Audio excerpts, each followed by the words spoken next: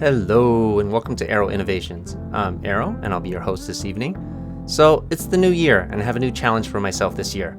I want to see how long it takes me to make $100,000 playing 2-5 and occasionally 5-5. Keep in mind I normally play very limited hours. Since I started vlogging, I typically play like barely 15 hours a week since I have to put up so much time into the vlogging process. Will I make money faster if I put in more hours? Should I play more sessions a week? I don't know, but we'll find out. For this challenge, I'll only count 2-5 sessions and 5-5 occasionally when I get invited to play on the Absolute Nuts livestream. So if I play any bigger games this year, they won't count towards the challenge. Personally, I would like to meet this goal by the end of October sometime. But what do you guys think? Today, I'm going to show you guys the very first session I played this year. So without further ado, let's jump right into the action. It's Sunday night on January 5th. I'm playing 2-5 no limit hold'em as usual at the Win Encore in Las Vegas, where I buy in for $1,500, which is 300 big blinds. About 40 minutes into the session, Jonathan from the Absolute Nuts YouTube channel straddles for 10 under the gun. We tried to get a last minute session going on stream at Resorts World, but couldn't find enough players since it was a random Sunday night instead of their usual Friday or Saturday game. So instead, here we are at the Win. Megan, also from the Absolute Nuts channel, opens for 30 in middle position, with a stack of about 350. If you didn't know, the Win no longer hosts 9-handed 2-5 games starting in 2025. So from now on, we're going to go from under the gun straight to the middle position. There will no longer be a +1 position since the games are only going to be 8-handed. Here, I call on the button with 8-9 of spades. Normally, I might 3-bet here with this hand on the button maybe half the time, but since Megan is so short-stacked, I would hate to face a 4-bet shove and be forced to fold. The blinds fold, but Jonathan makes the call for 20 more in the straddle. The flop comes 7, 6, 4, rainbow with 1 spade. This is about as good of a flop as we could possibly hope for without actually flopping a single pair. We have 2 overcards, a backdoor flush draw, and we're also open-ended to the nut straight regardless of which card hits. We prefer a 10 to a 5 since the 5 will put a 1-card straight on board, but beggars can't be choosers, and either card will still give us the nuts. So here, Jonathan checks. Megan starts with a c-bet of 40. I consider raising to get her to fold any random 2 overcards, but knowing Megan, she might call anyways. Megan is also a good enough player to realize that this board doesn't favor her as the pre-flop aggressor with random overcards, so she probably actually has something. We'd be getting the money in really badly here if we raise and then she shoves, with only about 34% or so equity if our overcards aren't any good against a higher overpair, or even a hand like 9s or 10s, which blocks some of our outs. And I hate getting my money in badly. So I think just a flat call here is much more profitable. We do gain a couple of percent points for having a backdoor flush draw, but that's pretty insignificant. So for the price of $40, Jonathan calls as well, giving us even better odds. The turn comes, and it's just perfect. It's a 10 of hearts. Oh yeah! We make the absolute nuts, meanwhile keeping the board still perfectly rainbow. Jonathan checks again. Megan leads a second time with a bet of $100, which we love seeing. If she were deeper, this is the point where I would raise, but she only started the hand with like $350. So I'm pretty sure we're getting the rest of that anyways, regardless of what the river brings. We also want to keep Jonathan in since he's most likely drawing dead. And if he's not drawing dead, like if he has 2 pairs or a set, we're going to hear about it pretty soon. If we just flat here, we might get him to raise for us. Unfortunately, Jonathan folds, so we go heads up in position to a river, which brings in the 7 of diamonds, pairing the board. We're not happy to see it, since now Megan could feasibly have us beat, but she's not deep enough for us to really care. The 7 is not a great card for her either, because we could have feasibly flopped the 7 for top pair and then rivered trips. But again, I don't think she's really deep enough to be able to escape on this river. So here, Megan checks. And of course, we put her all in for her remaining $180. She tanks for a moment.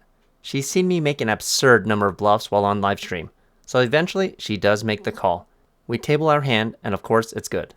Up $200 40 minutes into the session, since we were stuck a little bit early on. 45 minutes later, under the gun limps. I raise the action to $20 in the hijack with king-queen offsuit. Small blind calls with a stack of just over $1,500, and the under the gun limper calls as well. We go 3-handed in position to a flop of 7, king, 4, all diamonds. Small blind leads for half pot bet of $30. The under the gun player folds. There's no reason for me to raise here since I only have a naked king with no diamonds, so I just make the call. I'm hoping she just has a hand like a naked diamond draw with the ace of diamonds, or a king with a weaker kicker like king jack. So the turn comes, and it's a jack of clubs. Wait, did I say I hope she had king jack? No, no, no, no. I hope she has king 10. If she leads again here, I plan to fold. I'm only beating exactly king 10 or some silly suited king. King jack is a very likely hand for her to have here. She could also have a set of 4s, a set of 7s, or even a flopped flush. Instead, she checks. If she only had a hand like a weak suited king or a flush draw with like ace 10 with the ace of diamonds, we need to charge her for the draw. So I put in a tentative bet of $60, still fully intending to fold if I face a check raise. Instead, she just calls. So we go to a river, which is the 8 of spades. Our opponent checks again. I contemplate whether I should bet for value here or just check back. We're not getting a call out of a missed flush. Even if she had a hand like ace jack with the ace of diamonds, I don't think she can call here. I've never played with this particular opponent before, but there's not a lot of hands I can show up with here on the river that can't beat a jack, unless I'm the one with the ace of diamonds. Even 5-6 makes a straight on this river, but I would never have 5-6 here unless it's of the diamond variety, since I'm never drawing to a straight when there's already a possible flush on board. But since my opponent checked both the turn as well as the river, maybe I can get some value out of a hand like king 9 suited or king 10 or any other suited king that didn't make 2 pairs. I decide to get a bit greedy and shoot out a bet of $100. I don't want to go too big and just value own myself in case we're actually beat here. If I did flop a flush, on this river, I would go huge. I'd probably go for like 250 or even 300. So here we get called. I table my hand and it's no good. Our opponent shows king 7 of spades for a flop 2 pairs. Personally, I wouldn't call with king 7 suited out of position for a $20 raise. I mean, she's only invested $2 in the small blind, but that little nitpick aside, she played the rest of the hand perfectly. She didn't go ballistic on the turn because she'd likely only get called by a better hand. A player like me would fold most worse hands if she just went bet twice in a row. However, by checking, she actually deceived me into thinking that I had the best hand. Very well played on her part. Keep in mind, this advice is only for the 2-5 deep stack game we play in. In a 1-3 game, I'd probably just go bet with her hand. Not a huge loss, but now I'm down $59 for the session. For this next hand, I open to 15 under the gun with pocket 5s. The cutoff, button, and small blind all call, before Megan 3-bets to 80 in the big blind. She's since rebought and is now playing this hand with a full stack of 1500. This is just an easy call for me, since we both have large enough stacks for me to set mine. I'm in position, and I might even be ahead. The cutoff and button both fold, but Jonathan makes the call in the small blind. The flop comes, and it's queen 6 with 2 spades. Jonathan and Megan both check. I don't beat anything on the board. We didn't hit our set. However, this sort of flop is also very likely to miss both of our opponents as well. I'd like to deny equity against 2 random overcards, so I start with a slightly over third pot bet of $100. Jonathan folds, but Megan makes the call. The turn is a 7 of diamonds, putting 2 diamonds on board to go along with the 2 spades. Megan checks again. If I had a hand with no showdown value, I would consider betting here. I think if Megan had a queen, we would have heard about it by now. It's unlikely she has pocket 6s, since she would have probably just led, targeting a queen to either call or raise. But since our hand does have some showdown value, there's no need to turn it into a bluff. We're beating a lot of ace-high type of hands, as well as a naked flush draw, so I just check the action back. The river brings in an 8 of diamonds, completing the backdoor flush. Megan checks for a third time. If she were to bet here, I'd call up to roughly $350 or so. If she super slow played a queen, I'm just gonna pay her off. But the front door flush draw missed, and I can't see her going for value with a hand like pocket 10s or jacks, because I might try to bluff her off her hand on this river. It would put her in a really tough spot. A hand like that might be better suited to just check call and allow me to try to bluff off my air or misdraw on the river out of desperation. And again, we do have showdown value, so I just check the action back. She announces king high, so I table our hand for the win. Here, under the gun limps. I raise the action to $20 with 10 jack of clubs. Everyone folds around to the big blind, who 3-bets to 65 with a stack of around 600. The under the gun limper folds. Okay, so I've played with this particular fellow quite often. He's a very conservative Asian rec who always buys in short. I'm almost positive he has a big pair here, or ace-king suited at the very bottom of his range. Since I do have position and a hand that plays well against those sorts of hands, I decide to call. The flop comes, and it's 5, jack 9, rainbow with 1 club. We flop top pair with a couple of backdoor draws. Not terrible. We're now ahead of ace-king, but we're losing to all of our opponent's overpairs still. After some false contemplation, he continues with a half-pot bet of 65. This is the kind of guy who would just check here if he had ace-king, so at this point, I have no doubt that I'm behind. For this price though, I still do have position, so I decide to call. There's a ton of different cards that could come on the turn that could increase our number of outs, like a 10, an 8, a club, or a queen. Unfortunately, the 6 of diamonds that rolls out on the turn is not one of them. Our opponent starts counting out chips slowly while deciding how much to bet. Meanwhile, I'm sitting here formulating a plan.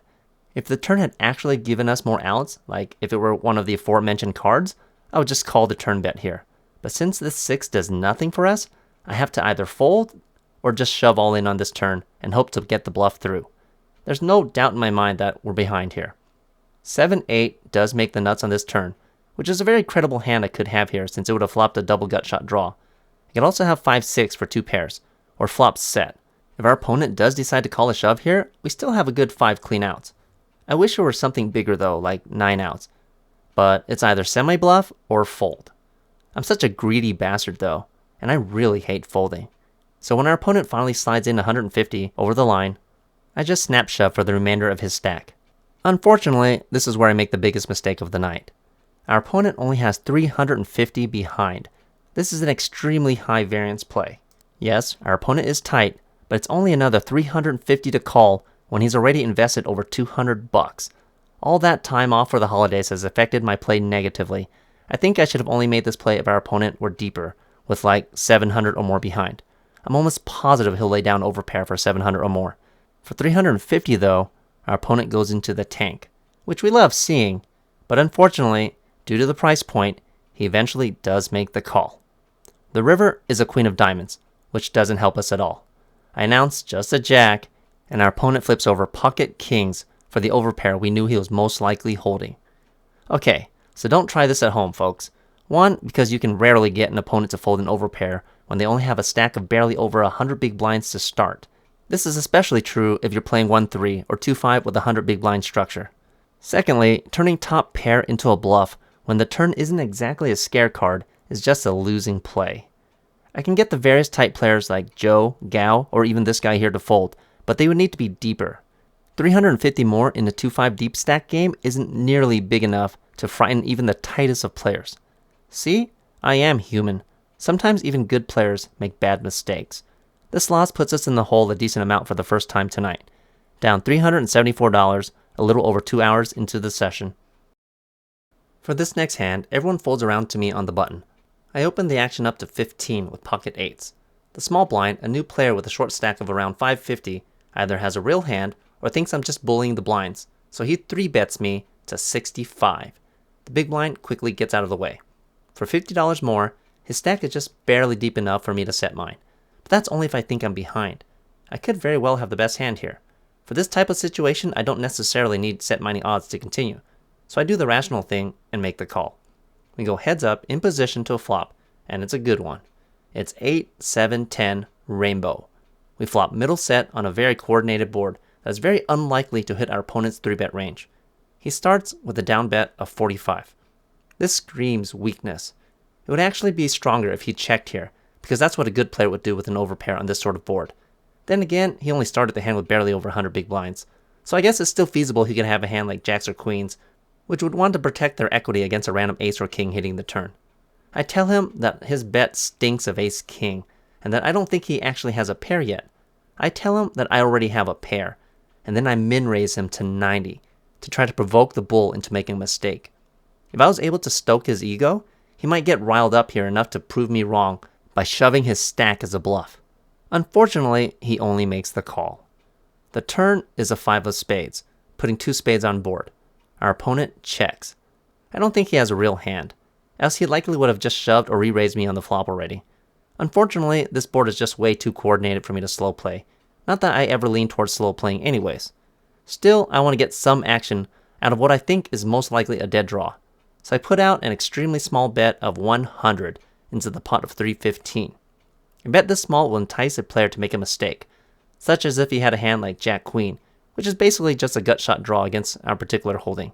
He might shove as a semi-bluff. The same would apply if he turned a backdoor flush draw. Since our opponent has 400 behind, a bet size at the price point that I gave leaves our opponent with enough rope to try to strong-arm me into a fold if he suspects I really do only have one weak pair. If this weren't a heads-up situation, or if this weren't a 3-bet pot, and I thought my opponent might be holding some actual outs, like a hand that contained a 9 for the obvious open-ended straight draw, or even a 6 for the backdoor open-ended straight draw, I would just bomb the crap out of this turn with an all-in slight overshove. How much you bet should be dependent upon what you think your opponent has. I like to give dead draws a very cheap price. Unfortunately for us, our opponent quickly makes the fold, which leads me to believe he did in fact have a dead draw with some random high overcards. I pretend to look at my cards and flip over one of my 8s to show that I did in fact just have a pair. At the end of the night though, I do end up telling our opponent what we actually had this hand, since he's just a tourist visiting from Japan. With the profits from this hand, we're still stuck, but not nearly as badly now. For the last notable hand of the night, the cutoff limps with a short stack of 275. Jonathan folds on the button. Megan completes in the small blind, and I check my 6-7 offsuit in the big blind. The flop comes, and it's an extremely dreamy 8 ace 9 rainbow. We flop open-ended on a rainbow board. Megan checks. I lead with a $10 bet, potentially taking down the pot right here and now with 7 high. The cutoff has other plans though. He raises the action up to 30. Megan folds. The cutoff is our friend Young Lee, featured in many of my previous vlogs, although truth be told, he's quite a bit older than me. I actually really like this raise. Young Lee doesn't like folding, like ever. Even if he's looking at a 1-card straight dead in the face and all he has is top pair, he's still likely to call, since he always thinks people are out trying to bluff him. This $20 raise gives us a great price to try to spike a straight, so of course I make the call. The turn is the 3 of hearts. This doesn't help us whatsoever, so of course I have no choice but to check. Young Lee continues with another strong bet of 60. Good on you, Young Lee. That's a very appropriate bet size, regardless of what you actually have. With this bet, our opponent has it just about another $180 or so behind. The SPR, which stands for stack to pot ratio, leaves Young Lee with enough behind to put in a river jam. If he thinks I have a naked ace here, he's going to try to get it all in on the river for a full double up with the next card. Unfortunately for him, we do not have a naked ace. In fact, we would fold all of our naked aces here because I'm not about to call down with ace rag out of position in a limp pot where our opponent could have anything. With our hand, we're either going to smash the crap out of the river or basically end up with either 7 high or 4th pair. Okay, time to do some math. I said math, not meth. If we had a naked flush draw going into this river, a naked draw meaning we don't have any other outs, like for instance a gut shot or a pair to go with our draw so that we can possibly make 2 pairs or trips by the river, with only 1 card to go, we would have roughly 20% to make our hand with 9 clean outs. With only an open-ended draw, that gives us 8 outs, so only 18%. To get the right implied odds to make this call profitable, I would need to win a pot of over $335 if we factor in Young Lee's remaining $180. How did I end up with that number? Well, 60 divided by 0.18 will give you $335. For the simple math, imagine a pie having 5 slices. Each slice equates to 20% of the pie, which is how much equity you would have if you had a flush draw with 9 clean outs. Each slice costs $60, so the whole pie is worth $300. Now, we need that pie to be worth more than $300 since we only have 18% instead of 20%. So how much is the pie actually worth? Well, the pot is $75. Young Lee just added his slice for $60. If I call here, I have to add in my slice for another $60. Young Lee has a remaining $180 for me to potentially win, aka the last remaining slices of pie, meaning this particular pie would be worth $375. So what's the net result? Well, $375 is bigger than the $335 that we need, so I'm just barely getting the right price to call here. A very small percentage of the time, our opponent could end up with a hand like ace-10 of hearts, or something similar, which would really diminish our 18% odds to a much smaller number. So basically, if our opponent's stack were just a tiny bit smaller here, like for instance, if he only had 150 behind instead of 180, I would just fold. And if his stack were a bit bigger, then it's just a slam dunk call. Since it's borderline, you could go either way here.